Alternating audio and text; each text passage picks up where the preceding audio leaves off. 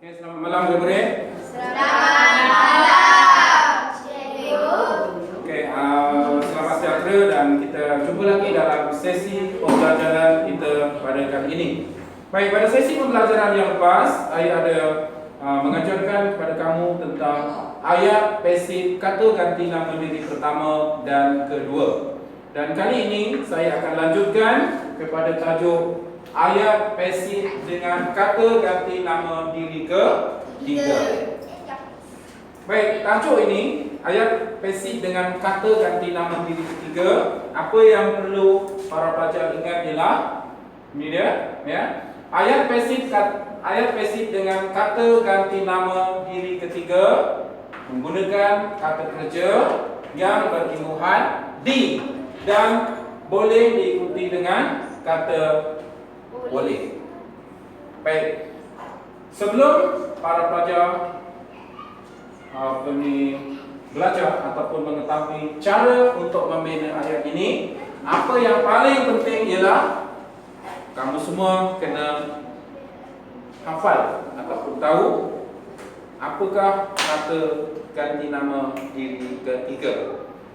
Pertama, sebut baginda. Kedua, tiga, nya, ia dan beliau. Ya, baginda, mereka, dia, nya, ia dan beliau. So ini kita perlu hafal, iaitu kata ganti nama diri yang ketiga. Baik, saya baca sekali lagi sebagai peringatan. Ingat, ayat pasif dengan kata ganti nama diri ketiga menggunakan kata kerja berimbuhan di. Lain tak boleh. Dan boleh diikuti dengan boleh. Maksudnya kalau nak letak boleh, boleh. Tak letak boleh pun boleh. Okey, contoh dalam ayat. Okey, contoh ayat pasif diri ketiga. Pokok-pokok bunga di halaman sekolah disiram oleh mereka atau disiram mereka. Dalam ayat ini mereka ialah kata ganti nama diri ketiga. Dan kata kerja yang digunakan ialah disiram. Jadi pokok-pokok bunga di halaman sekolah disiram oleh mereka atau disiram mereka. Tapi ingat, kalau para pelajar menggunakan kata kerja mereka siram, betul atau salah? Salah. Salah, tak boleh. Contohnya pokok-pokok bunga di halaman sekolah mereka siram, salah. Kena ada imbuhan disiram oleh mereka. Contoh ayat yang kedua, sampah sarap itu dikutip olehnya sehingga bersih. Kata kerja dikutip olehnya. Tak boleh dia kutip. Kalau dia kutip, salah. Dan contoh ayat yang ketiga, rendang ayam sedang dimasak oleh ibu di dapur. Dimasak oleh ibu. Bukan ibu masak. Bukan rendang ayam memasak ibu, bukan. Tapi rendang ayam sedang dimasak oleh ibu di dapur. Okey. Contoh yang keempat, rumput di belakang rumahnya ditebas oleh Ramli. Ditebas oleh Ramli, bukan Ramli tebas. Boleh faham? Boleh.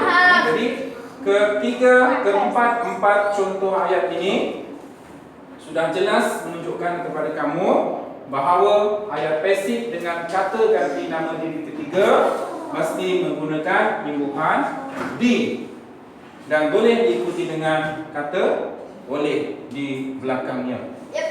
Jadi ingat benar-benar. Kemudian di sini saya ada tambah satu lagi kata ganti nama diri yang berfungsi ataupun lebih daripada satu fungsi, iaitu ibu, macam ayat nombor 3, selalu kita jumpa, ibu, adik, kakak, ayah, abang, nenek. Jadi kata-kata ini sebenarnya berperanan sebagai pertama pangkat kekeluargaan. Tolong ambil perhatian pangkat kekeluargaan. Kemudian yang kedua, kata ganti nama diri kedua. Dan yang ketiga ialah kata ganti nama diri ketiga. Contoh, kalau saya gunakan sebagai kata ganti nama diri kedua, katakanlah saya guna ibu. Saya bercakap dengan adik, saya bercakap dengan ibu secara langsung. Ibu, saya hendak pergi ke kedai. Jadi ibu menjadi kata ganti nama diri kedua. Tapi kalau saya gunakan ibu, semasa bercakap dengan adik, dek, ibu pergi mana? 1, 2, 3. Adik, ibu pergi ke mana? Jadi di sini menjadi kata ganti nama diri yang ketiga.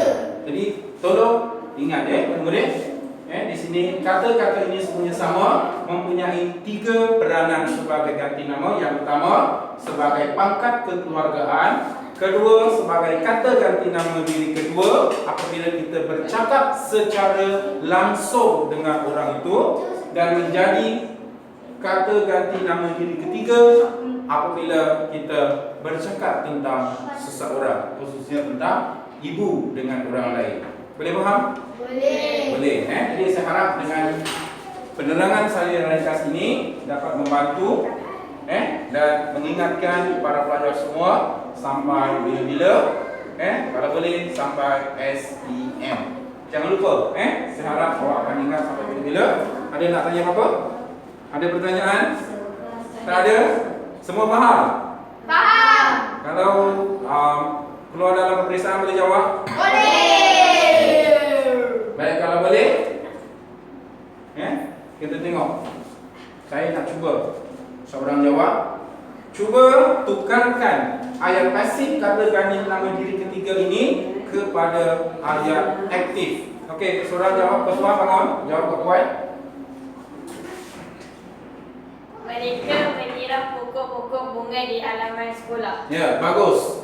Mereka menyiram pokok-pokok bunga di halaman sekolah. Ya, betul. Baik, soalan atau ayat yang kedua. Tukarkan ayat kedua ini ke dalam bentuk ayat aktif. Ya, Suraj? Jawab.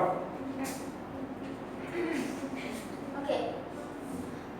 Ya. Dia mengutip sampah sarap Itu.